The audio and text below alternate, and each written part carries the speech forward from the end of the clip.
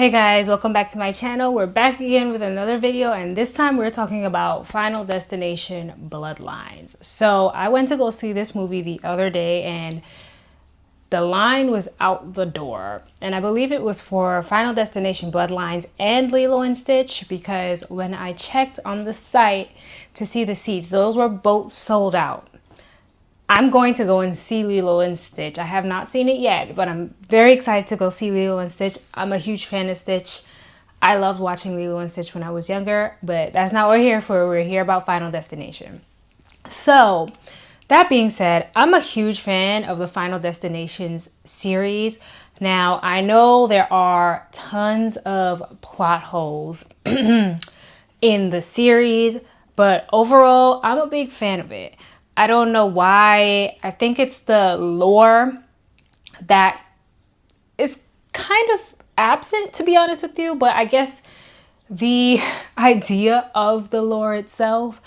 And then also, obviously, I guess the death scenes. I don't know.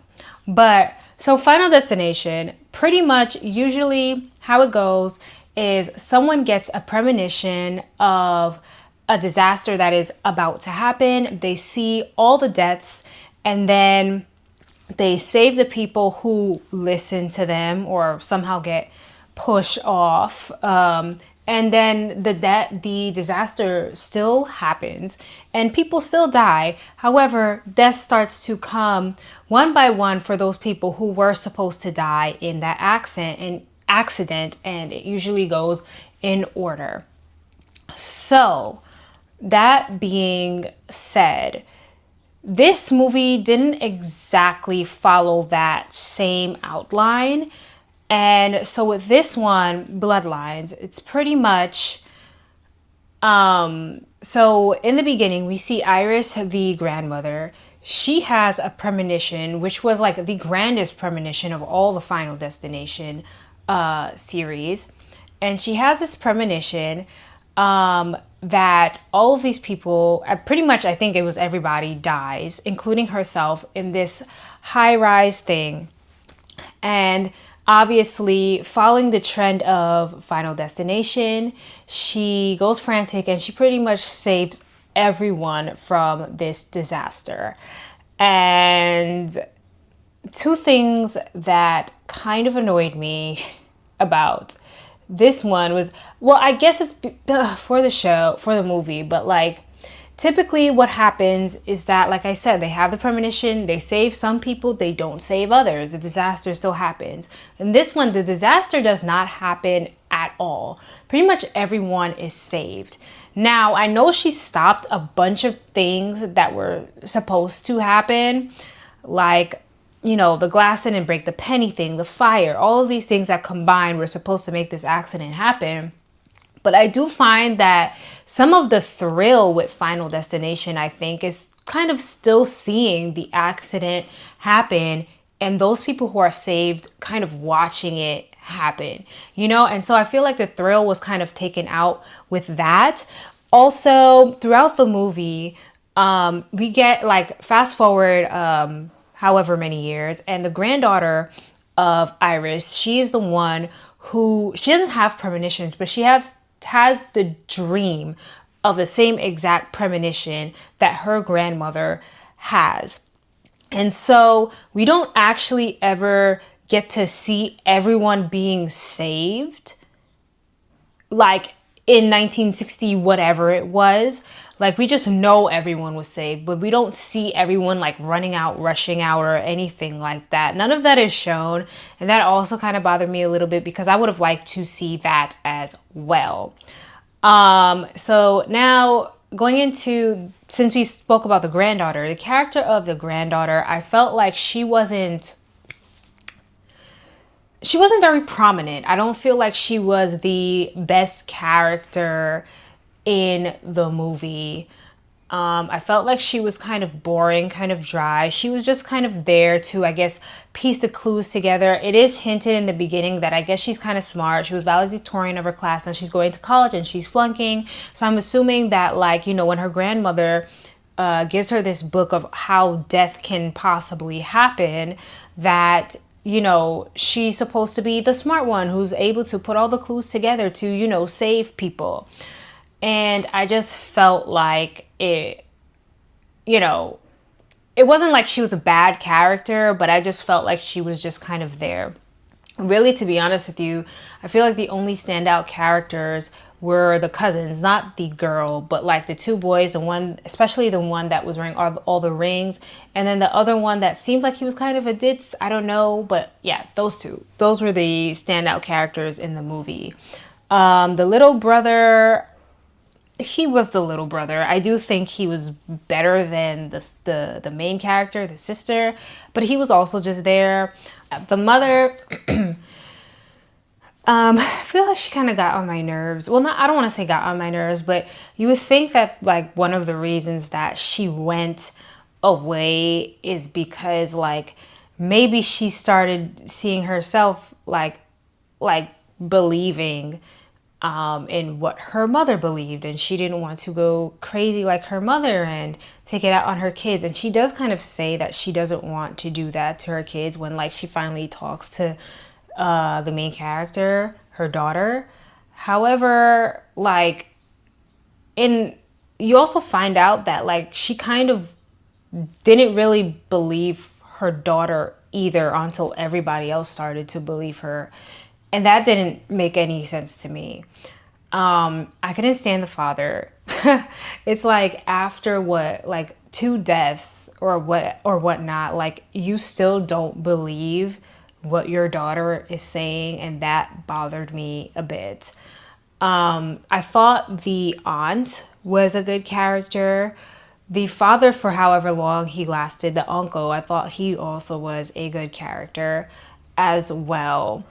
So, oh, and then also they brought back Tony Todd. I do feel like, you know, they gave him, I don't think it was all of the lines, but he freestyled or whatever it is, his lines that he had in there. And I thought they were good. I just wish we got maybe a little bit more from him, but you know, that's okay. I do think, the way he worded things was very well done, and you know, kind of alluded to his actual passing in real life. And so I thought that was well done. Moving on to the grandmother, I thought she would last longer in this movie than she did, but the way she went out, I thought was kind of dumb. And it's not because of the way she died specifically. It's because of the way it happened. So, Stephanie is the main character's name. So Stephanie goes to her grandmother's house after she, you know, she's having these dreams. She asks her uncle about it. The aunt gives her information. She finds her grandmother's house. Her grandmother lives in the middle of nowhere. And, you know, she reaches this house, and the house is closed off by these big iron gates, and you see sticks hanging up everywhere, metal stuff, pointed stuff all over the place. And the first thing I'm thinking to myself is, how on earth is this going to prevent death from coming to you? And granted, even if you're in the safest place, death can still find you and come to you. However, it's like if you were scared of death and you're trying to run from death, and also to protect yourself and your family from death, this does not make any sense for you to live there. It looks like she was more so trying to, like, I guess, ward off, like, she was in a zombie apocalypse, and she was trying to, like, maybe ward off any zombies, or like get any zombies killed who entered her premises with all the pointed things and stuff that she had sticking up all over the place.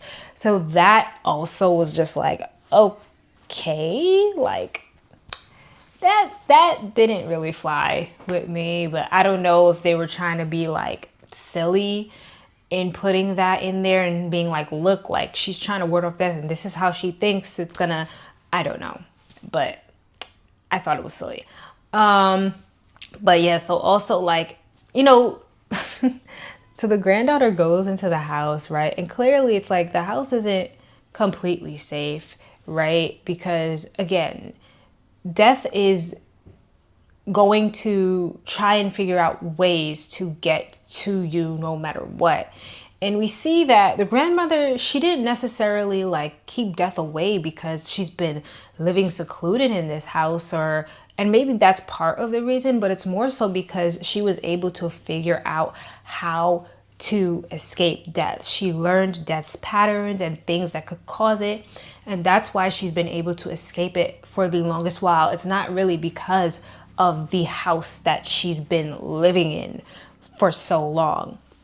So anyway, Stephanie gets the book from Iris that is like going through all of these things about how death could happen. And in the book, we see like a lot of callbacks. Like we see the Flight 180, we see the log truck, we see all of these things and things that allude to how you could die. And she gives Stephanie the book. And Stephanie is running out of the house, right? And Iris, she's like, she doesn't want to step out the house because this is what has been keeping her safe this entire time. However, she steps out of the house and she's like, she tells her granddaughter, oh, step back. And then she says to her, you know, because Stephanie doesn't want to believe what she's telling her about death. And Stephanie says to her, seeing is believing. I mean, Iris says to her, seeing is believing. And then she gets struck through the mouth, just like how she would have died if she would have fallen from that high rise. But she gets struck to the mouth. And I'm thinking to myself, okay, obviously this is for plot, right? Because it doesn't make any sense. If you were so paranoid, trying to protect your kids, trying to keep your family from, you know, death's hand, why would you just allow yourself to be killed? Because if you're not killed, death is not going to move on. Like, what?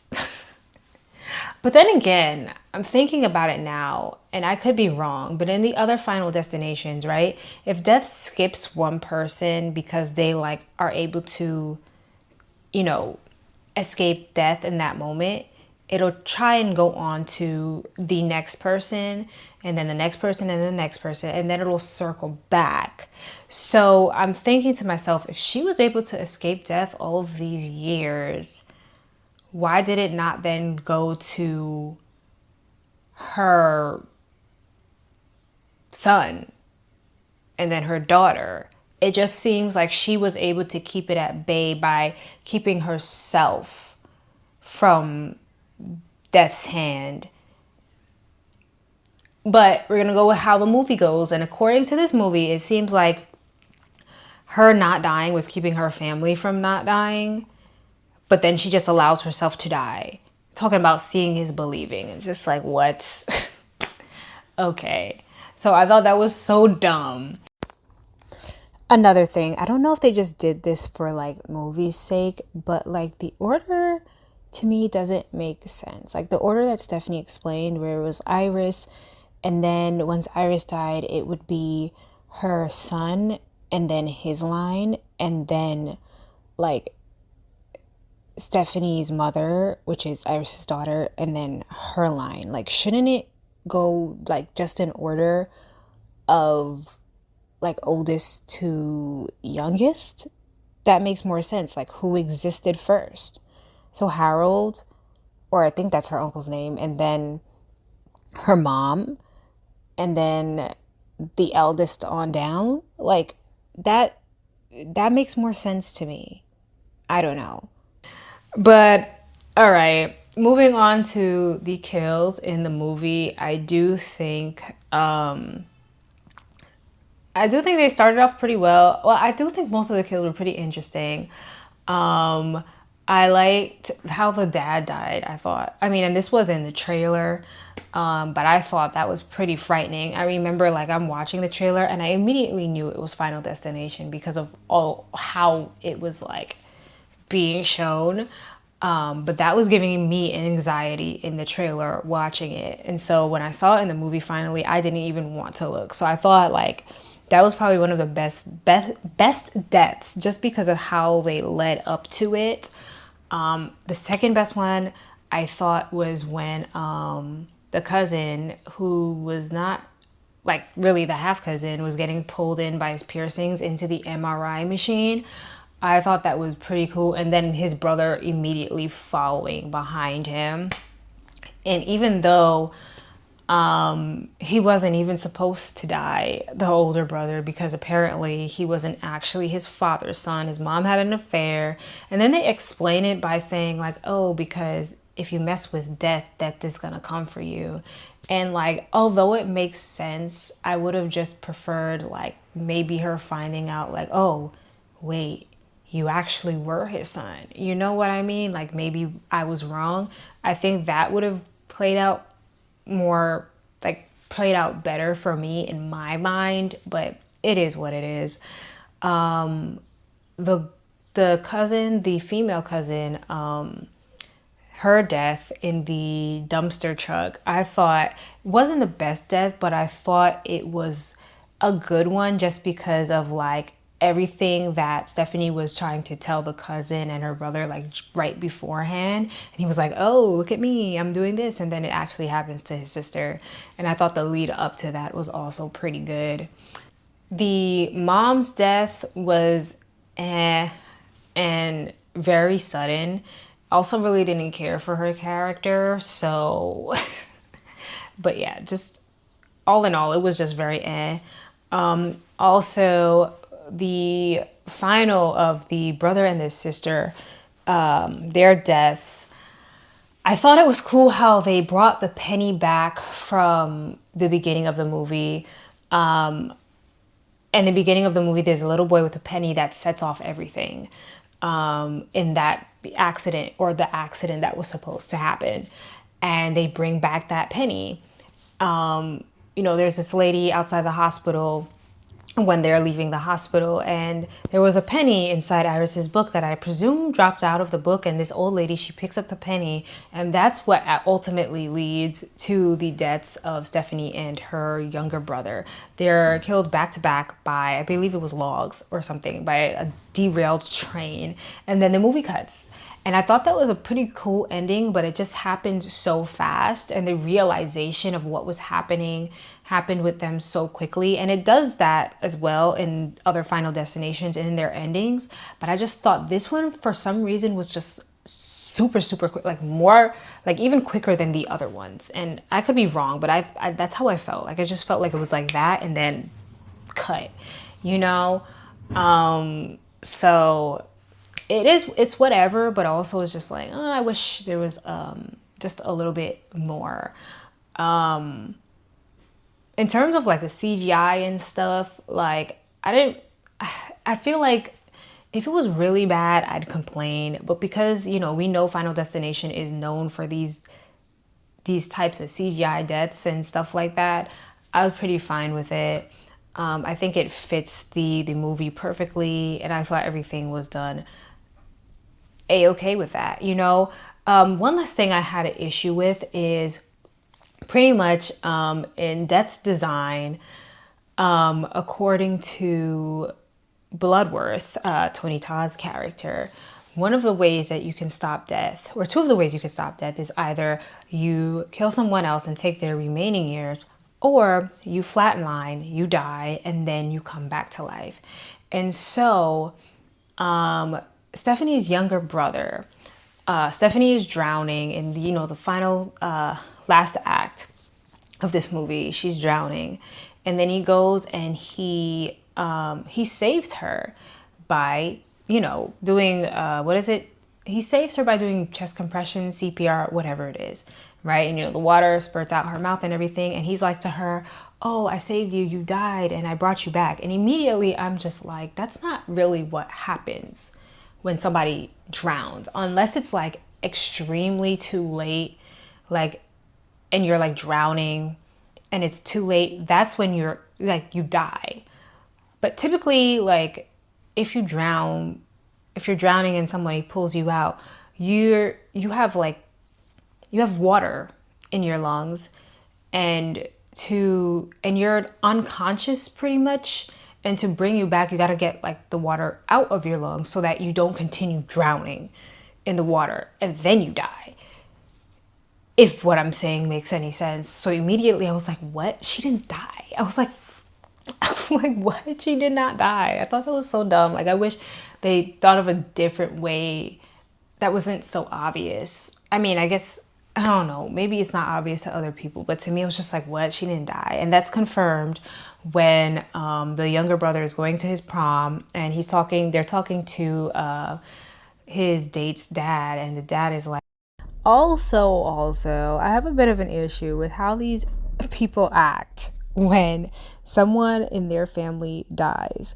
Like their reactions to their loved ones dying, it's like, yeah, sure, they're crying and they're sad, but like, shouldn't we be a bit more distraught? Like, I know we're talking about like impending death and trying to escape it, but like, you just lost a family member in like the most horrific of ways. First the uncle, and then like the sister or the cousin, and like we're just like, and then at the end of the movie they're just like, brothers going to prom, they're all smiling and happy. Oh my gosh, craziness. And he's like, oh, I pretty much like brought her back from the dead or whatever. And he's like, you just resuscitated her. And that's when they kind of realize, oh, and that's when the train derails and they're both killed by the train. So yeah, that was the movie. There are other things to talk about, right? Like people thinking overall that this movie may have alluded to the fact that other people's premonitions in the other final destination were just pretty much part of Death's like joke, and that's really not how they were actually supposed to die, but like it's just pretty much a joke. And then like how people actually die is how they really are supposed to die. And then also like people thinking that it's possible that that Iris's premonition and her saving all of those people, all these people in the other final destinations who passed away are relatives of those people from that skyline, from that high rise, who are passing away. And that doesn't make sense to me, because if that's the case, like a lot of those people, their parents didn't die. At least we don't know of them dying. You know what I mean? And so like I don't really think that theory holds up. But yeah, I don't know. Let me know what you guys think. What did you think about Final Destination Bloodlines? I'm going to give this movie a 6 out of 10. Enjoyable, but I thought it could be better. So yeah, what do you guys think? Thank you so much for watching this video. Make sure that you like, comment, and subscribe. Bye.